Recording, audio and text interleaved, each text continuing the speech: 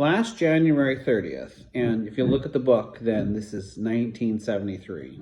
So that'd been like 1972, which is 5 years before I was born. My telephone rang at about 8 o'clock in the evening, and I picked it up in the kitchen. Luke, my 16-year-old, and I had just learned that it is a felony to overdraw a bank account in the state of Utah, where his older brother Craig was a sophomore in college. And I mentioned to you that I am friends with Craig. So at this point, the guy that I'm friends with was a sophomore in college. As far as I know, the family wasn't go to the same church I went to per se, but we would see Craig show up for various parties and things we had. So I think he had a lot of friends who went to my church, because as I said, he would show up at our church every so often, and he did go to college in Utah, which is the main place where my church is. So maybe he is, maybe he's not. Anyway, who thinks about the mountains and backpacks rather than budgets, would fare with his allowance in a Utah bank. This was at the front of mind when the answer rang. It's long distance, I called to Luke, who was leaning over his homework at the dining room table. Oh, he said. I braced myself for the sound of clinking chains. The telephone clicked.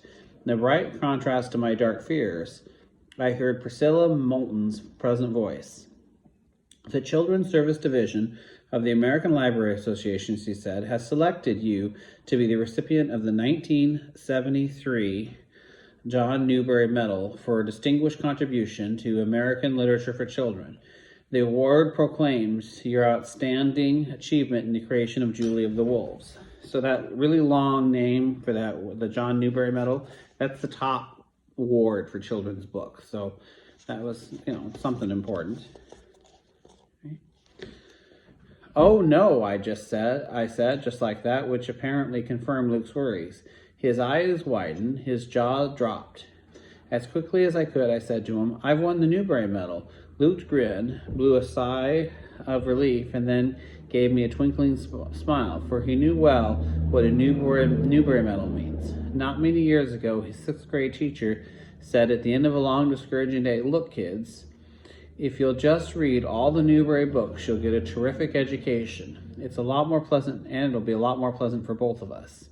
Luke had taken his advice, and now cheered me.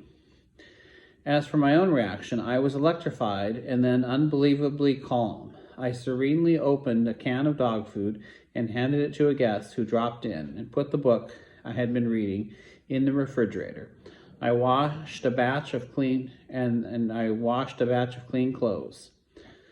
I don't know why she was washing clean clothes. I think that she was just so in a daze she didn't even notice the clothes were already clean. Anyway, as I boarded the plane for Washington, D.C., where the 1973 winners of the Newberry and Caldecott Awards were announced, a most beautiful thing sparkled through me. It persists today. There is no author of children's books who does not work with greater inspiration and a more vivid direction than Frederick Mellard, and created the medal that recognizes a children's book as art. To win a medal is wholly gratifying. It was fitting that Luke was home that night, home the night that Priscilla called, for it was he who stepped off the plane with me in July of 1970 and looked upon the Arctic Ocean in Barrow, Alaska. The severity of the Arctic biome hushed our voices as we walked to the small wooden terminal that looked like a house trailer by the road. The sky vaulted above us, the clouds and birds wheeled overhead, and it was not far away from the beach. We could see a wall of ice that stretched thousands of miles to the North Pole. As we waited for our luggage, Luke pointed to a small fur-clad child who had been walking into the wilderness over which she had just flown. So I kind of had mentioned this briefly. When they were flying in,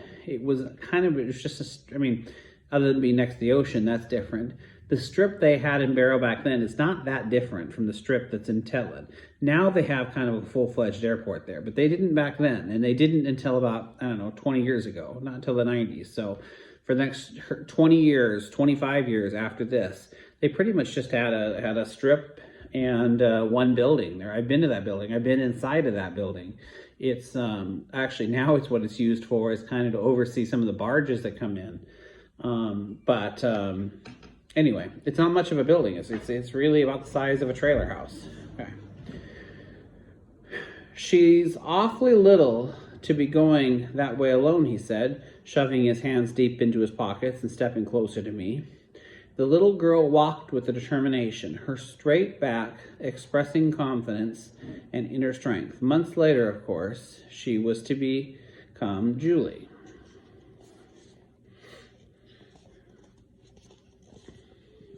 At a moment, the child's book was the furthest thing from my mind. Luke and I were in Alaska because of several scientific investigations. One was the wolves of Mount McKinley, now called Denali, by Adolph Maury.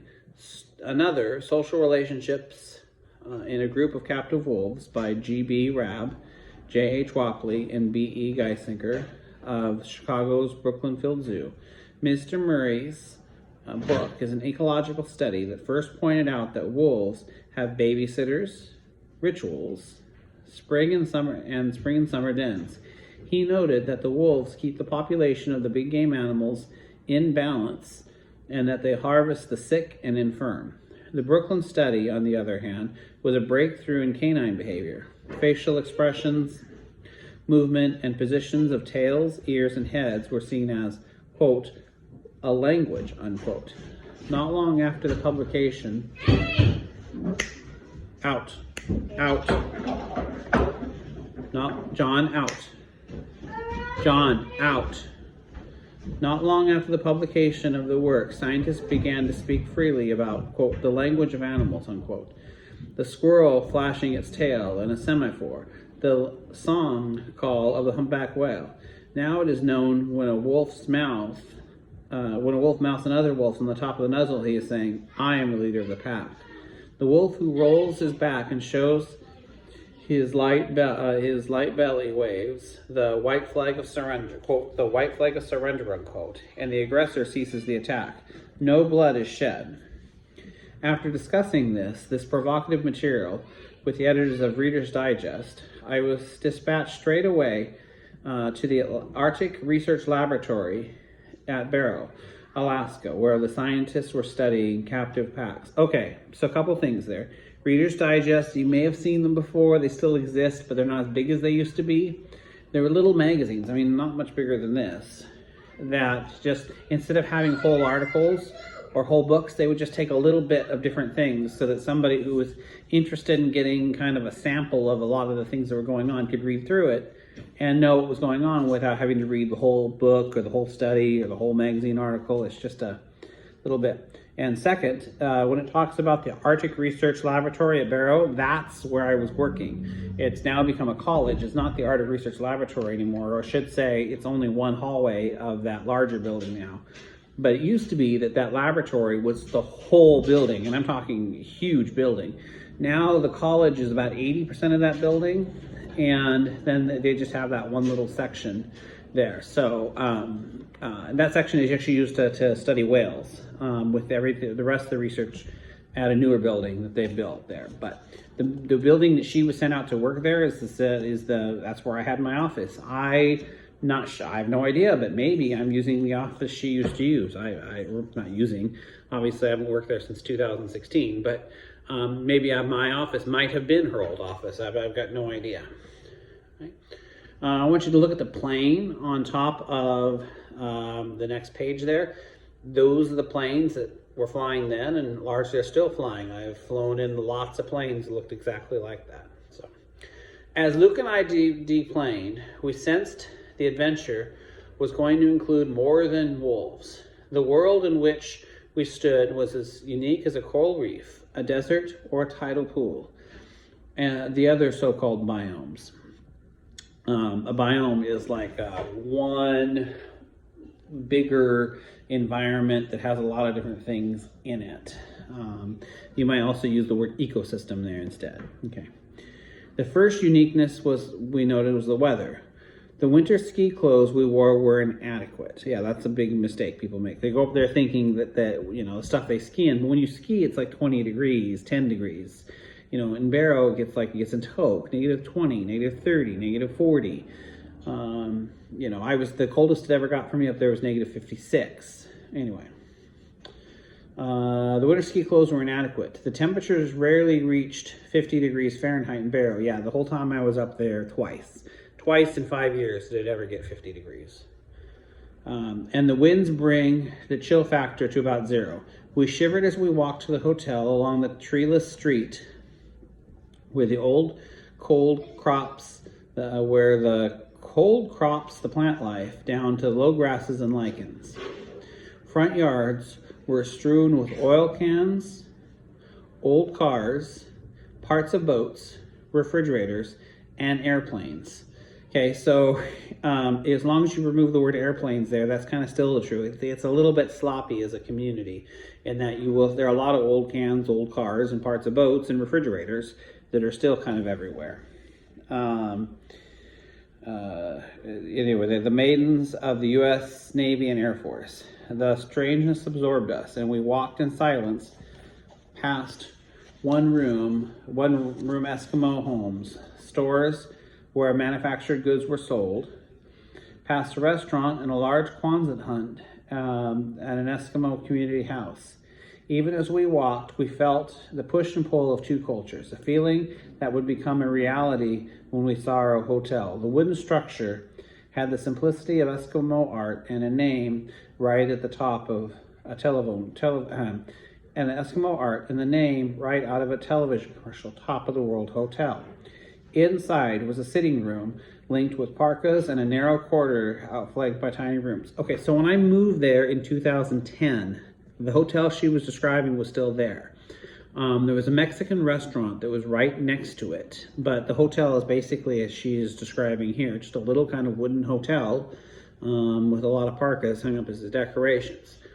Unfortunately, that restaurant caught fire in maybe 2012 or 13, and it was a really bad fire. It didn't actually burn down the hotel, but it warped the wood of the hotel to the point they couldn't use it as a hotel anymore. And so what happened was they built a new one in a different spot. And it was actually the most fascinating thing I've seen in terms of construction. Instead of building the hotel, it was essentially like they had put it together and then it was built like Legos. That was kind of the best way to describe it. Like if you think of a Lego brick, one just piled onto another, but they just brought in the different sections on the barge and then put them together as a kid would put together Legos, as I said. It was super interesting to watch happen. Okay. Almost immediately, Luke discovered that there was no running water in the hotel and that the ice in the drinker water cooler had been chipped off an iceberg. The salt settled out of these ocean glaciers and leaves them afresh as a frozen spring. That night we dined at an Eskimo restaurant. I ordered whale and Luke ordered reindeer soup. Both were so rich and greasy we could barely swallow them. 3 days later, however, we discovered that the body had its own intelligence. The cold had changed our physiological needs, that the whale, reindeer soup, and even blubber tasted like filet mignon. We were burning fats as I would burn wood in my fireplace, morning, noon, and night. So this is the only paragraph in this that I'm just not sure about. Must have been able to sell whale back then. You cannot sail whale now. You can't sail anytime I was up there. So if that's the case, that's the laws have changed on that. I can just tell you, I never got adjusted to eating whale. So I'm not sure you could get adjusted in 3 days. That seems a little unrealistic to me. I think she might be telling a story there. I'm not saying that you never adjust. Some of my kids did, but not in 3 days. It's not something that you can figure out that fast. In terms of burning fats, winter, noon, and night, what she's talking about there is something called ketosis. And actually, it's not just whale, it's any meat. If you're just eating meat, your body will enter something called ketosis, and it can live that way. You still need to probably find some way of getting vegetables or multivitamins there. But it's actually a way a lot of people lose weight. Now, some people will get tired of just eating meat, but it is what it is. So let's get into this video. It's getting a little too long, so I'm going to do the second one.